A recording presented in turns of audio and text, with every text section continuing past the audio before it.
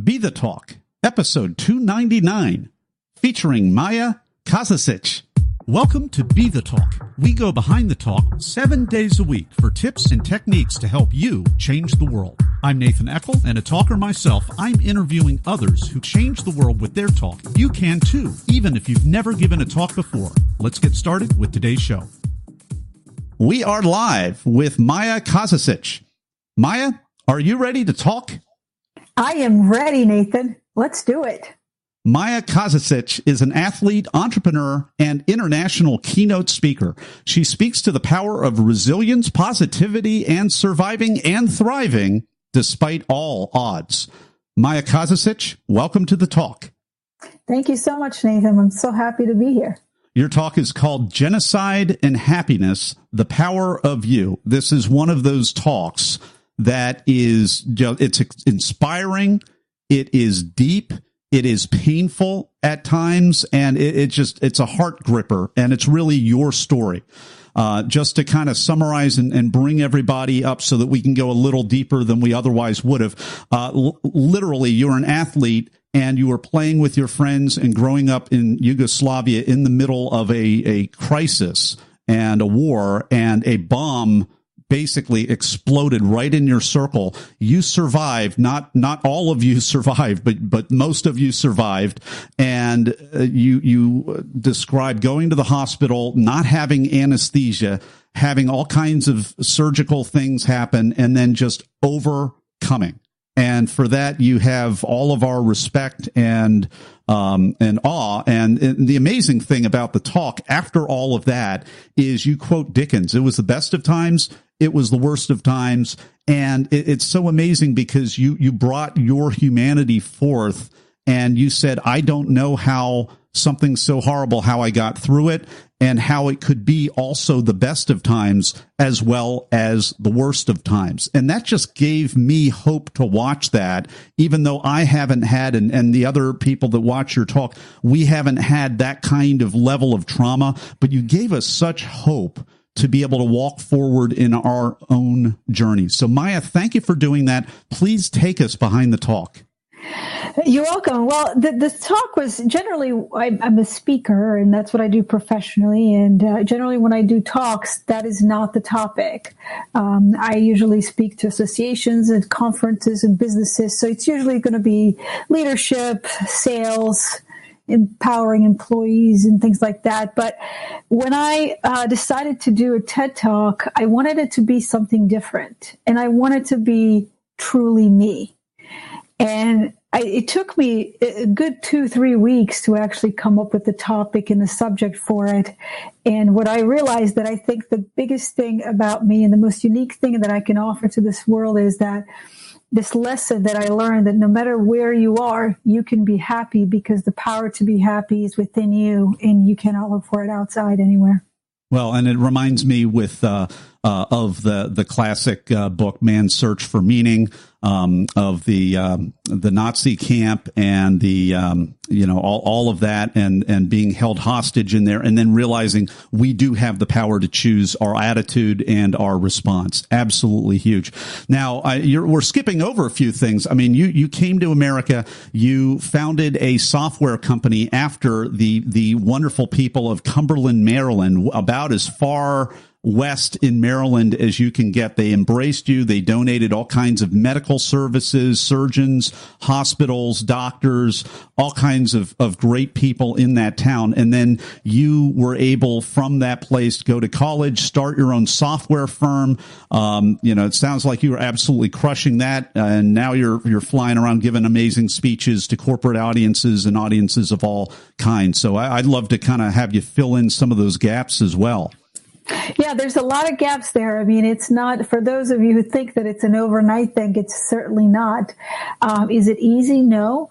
But if you have the positive attitude and desire to do something, you can certainly achieve it no matter what it is.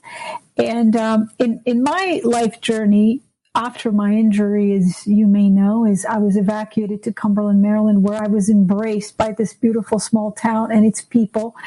And I truly saw what it meant to be in America. It was a true small American town with 20,000 people that just truly loved me and took care of me and gave me basically wings to fly. From there, after I graduated college, and the way that I paid for college and my education was making websites. It all started from making websites for my doctors and ended up making websites to pay for my school. And once I graduated college, I basically had 5-6 years of experience making websites. So I decided I'd test my luck in a IT world, which was great. I landed a really nice job, worked for a wonderful company. And from there, what I realized was that I could do the same thing, but just for more money on my own and truly reach the American dream. Yeah. I also love the freedom of having my own, company and being able to travel and do things in my own time. And basically started a company. And my first client I got within a month was a $150,000 retainer. A yearly retainer, which kind of set me off really nicely, which is basically unheard of, Usually it doesn't happen that well, but when things align correctly, I guess when you get your ducks in a row, it did happen. And then from there, it just kind of grew, and I was really thrilled about it.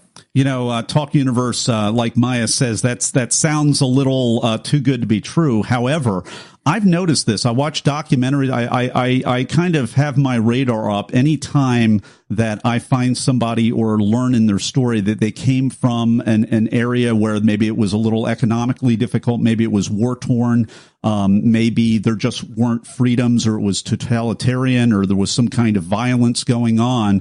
When people are able to come to America, they fight in a different way. They persist. They don't give up. They do all kinds of things that other people don't always do, and they have a tenacity that comes from knowing that the rest of the world isn't always as fair as it can be in other areas of the world, even though we've got a lot of stuff that we need to work on here in the fairness department. I'd love for you, Maja, to speak to that. I mean, what is your perspective when you came to this country?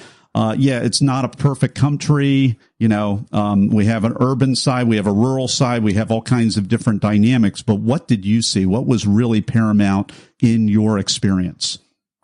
Well, I'll tell you what, Nathan, when I left Bosnia, when they came to rescue me, I had 20 minutes to decide if I wanted to go. Basically, a lady showed up with an interpreter, and she said, I got a permission to rescue 3 injured children. You're one of the candidates. If you go, we're leaving in 20 minutes. So 20 minutes later, I do not speak English. I don't know where I'm going, who I'm going with, when or if I'll be back, right? I find myself on the stretcher leaving, and with me, I only had 3 things. I had a T-shirt that I was wearing at a time, a teddy bear that I would bite on for pain. And you had no anesthesia at all. No, so you're making the decision of your life for the rest of your life, no anesthesia, and as clear-headed as you can be under the circumstances. Absolutely. So when I left, I had those 3 things. And when I came to the United States, it was, and I think a lot of immigrants feel like that. They left something behind to start something new. It doesn't matter what you have. I had those 3 things. They're useless in every sense of word, other than having emotional connection right now. But when you start from a clean slate and you leave all that baggage behind, you get a different perspective, and you start thinking and looking outside the box, and you start seeing things. And I think what I see a lot in the United States is that a lot of people are struggling because you're stuck in this cycle of going and going and going and working, and you can't step back for a moment and look at the whole picture and make a decision. So it makes it a little bit more difficult. So I think that's why immigrants, when they come to this country, it's almost like they work different way and harder, but they are in different position.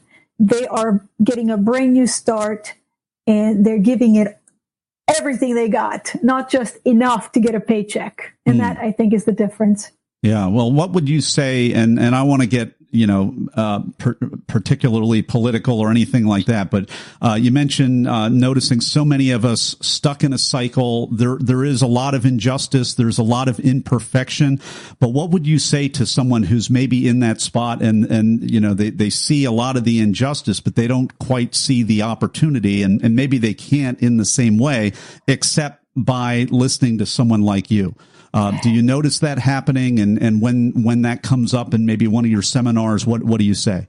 I have to be honest with you. The amount of negativity I've seen in the last couple of years has been draining on me. I strive on positivity and good things. No matter what's happening to me, I'm happy. As I mentioned in my TED Talk, the room that I was in, even though I was such a horrible, dire situation, the room I was in, it was called the happy room because I'm constantly happy. So what I would say to those people, exactly the rule that I live by, and that is positivity is a matter of perspective, and perspective is a matter of choice. And we choose to be happy and positive about any situation.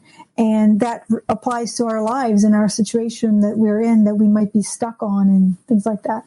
Talk Universe, it all comes back to having the power to choose. There's been books written in the worst of situations. That's what we come up with. We have the power to choose. And Maja, how awesome for you to be driven by positivity and happiness. I forgot about that whole piece in your talk about the happy room. It must have been it's the room of happiness, or it's the room of unbelievable physical and emotional pain. And you chose to make it the room of happiness. Did you name the room, or is that what the room was named already? No, the room was named that because we laughed so much. We joked so much. I mean, it was just a lot of fun. And what ended up happening was because we were laughing so much that all the medical staff, because they were so mentally and emotionally exhausted from treating all the injured and dead, they would start just coming to the room to just get some relief, just kind of laugh a little bit and just not be so sad and not see such misery. And that's what we would do. We would joke all the time, play jokes on each other. I mean, there were 6, 7 injured people that had nothing else. You played jokes on each other? What kinds of jokes would you play on each other in an injured room? So, for example, the guy that worked on my legs, he was a dentist prior to war. So, anybody that had any type of medical treatment was trained to do whatever they could possibly do. So in my case, I chose this guy to work on my legs because he was short and cute. And I thought if he was short and cute, maybe he won't hurt so much, right? So make it worth it, a little more worth it, maybe. Yeah, I was 16, it's weird how you make decisions at that age. But he felt so horrible. And I can understand that now at this point, that he felt so horrible always coming, because he would have to cut my flesh off every single day, every morning, every night, and it would last for like a couple hours. So that no painkillers. You had no painkillers in Bosnia. No, nothing. I just had a little teddy bear that I would bite on and scream into, and that was it.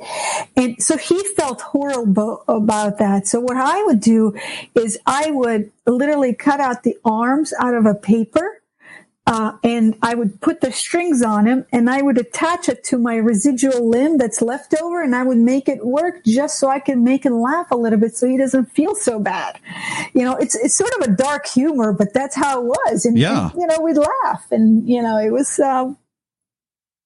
was just a lot of funny situations. There was one guy that was 2 beds down from me, and he was always so concerned about everything that was happening to me. So he always mimicked. He thought that everything that happened to me was the right way to do it. So everything I did, he literally copied me. So we started making fun of him because he was copying everything I was doing. There was another guy who lost his leg, and the funny thing was he was looking at all these people walking, and he's staring at everybody's legs, and he's like, God, there's so many legs, and all I need is one of them.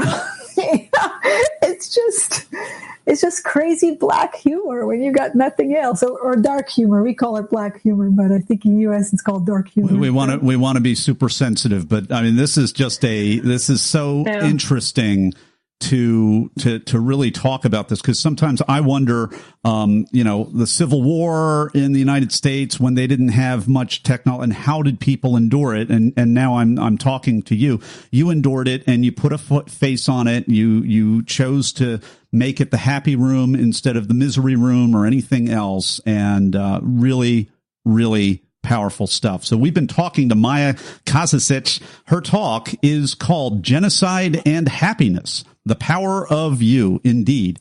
And we're going to be back with Maja in just a moment with the Blitz Round. Hey, Talk Universe. I hope you've been enjoying today's episode with today's guest.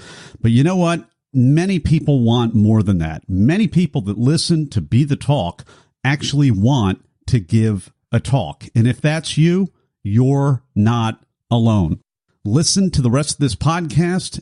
At the end, I'll have a free resource for you just for listening. And we're back. It's time for the Blitz Round with Maja Kazazic. I'm going to ask Maja a series of either-or questions related to the preparation and performance of her recent talk. Maja, are you ready? Yes, I am ready. All right. Were you invited to speak, or did you apply? I had applied. I had no intention of speaking at TED, and one of my agents mentioned, and she said, you should do it. And I applied just to see what the application looks like. I had no idea that I was going to be accepted. And I completely forgotten about it. And a few months later, I was watching actually a video on TEDx, and I saw an email that came in that I was accepted to speak. And I was like, whoa, where, when, what? Wow. So you put out one shot out there and then forgot about it, and it came back. Well, that was a good talk to accept. That was a good one. And when you have a story, backstory like Maja's, and doing the amazing impact, I'm very surprised that you even had to apply. And so I'm so glad you did, because most of the rest of us also have to apply. It's good to hear about that. Maja, are you a memorizer, an improviser, or a blender? Generally, I am an improviser, because I customize. It's like, I guess it would be a combo, because when I do speeches, which is what I do for a living, I will customize each of my speech for my target audience that's particularly that day in the audience. Mm-hmm. However, for the TED Talk, I had to really memorize it. I've seen enough TED Talks to know better than just to wing it, right? So yeah, don't want to wing it. What was, this is the cut for time. What was the most painful part of your talk that you had to cut out? It was hard to, really cut out my story so long, but most painful thing for me to cut out had to be cutting out the part about my mother and what happened when I was injured and how she reacted to the entire situation, because I think that paints a whole different picture for the audience about that moment and emotions that we're going through. But again, for time, TED does not care. No, Mama, you got to cut it down. Yeah. You got to cut it down. It's painful. It's ruthless. It's brutal. However, it's all relative. And, in your situation, it's a different kind of trimming back and whatnot. Man, a powerful story. All the way through. My final question for you: what was the most unexpected, strange, or just plain weird thing that happened before or during your talk? Strange before or during a talk? I don't know if this is strange or not, but it was definitely one of my favorite things that happened, and it was completely unexpected. Totally unplanned. We went back to the green room behind the stage, and we were hanging out with the organizers. Well, unbeknownst to me, one of the organizers had a small baby, few months old. And for whatever reason, her husband was at work and the baby was there, and the baby's name was Maja. And she was getting a little fussy, so I ended up babysitting. And it was double my duty. favorite. Exactly. I went to a different green room, but it was all pitch black, and I, put her to sleep, and I put little lullabies on, and I remember thinking, I'm like, oh my God, this is insanity. I'm literally waiting to get on a TED Talk. And because she was trying to sleep, and she was a little tiny, like, I don't know, maybe 4 months old baby named Maja, and all the couches in the green room are leather. So I took off my shirt and I laid it down on the couch. So here I am in my bra and an undershirt in a green room with this baby waiting to go on to have my TED Talk. That was definitely unexpected. I'm glad the story ends there and that the baby didn't regurgitate and leave you really stuck in a strange situation. I've never heard of heard of that as is, that's well, honestly, I'm always prepared, and I always had a change of clothes actually in my backpack. So that was just without a given. I always have that extra because you just never know when you're going to take that fry and that ketchup just goes down, Absolutely. Well, Talk Universe, that's an excellent tip. Have a change of wardrobe in advance in case you have any young children that you need to take care of and until you can give it back to their rightful parents right there. We've been enjoying this conversation with Maja Kazazic. Her talk is called Genocide and Happiness, The Power of You. You can find out more about her and her talk at our website, the show notes page at BeTheTalk.com. We'll have a link to her talk as well as her website. You can go to Maja Kazazic.com. I'm going to spell that MajaKazazic. Maja Kazazic is Kazazic.com. And we'll be back with Maja Kazazic and her final word of advice in just a moment. Hey, Talk Universe, I hope you enjoyed today's episode. And if you want to give the talk to change the world, but you don't know how or even where to start, no problem at all. Go to BeTheTalk.com/get accepted for my new 5-day email course that'll show you how. Absolutely free. Just go to BeTheTalk.com/get accepted. And we're back with Maja Kazazic. It's time for the final word of advice. So the one thing that I could tell anyone in all the audience is something that I've already mentioned. It's easy for all of us to be positive when things are going pretty good, when we have our cup of coffee and we're checking our Facebook page and we click like on a hang in there kitty poster. But the hard thing for us to do is to be positive when shit hits the fan, when things get hard.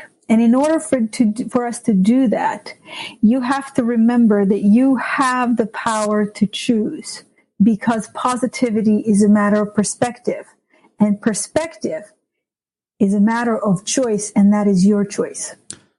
We have the power to choose, Talk Universe. Maja Kazazic, thank you so much for coming on the talk today and sharing your wisdom and your experience with Talk Universe. Anytime, Nathan. Thanks for listening to Be The Talk. For tips and resources to help you change the world, go to BeTheTalk.com. See you tomorrow.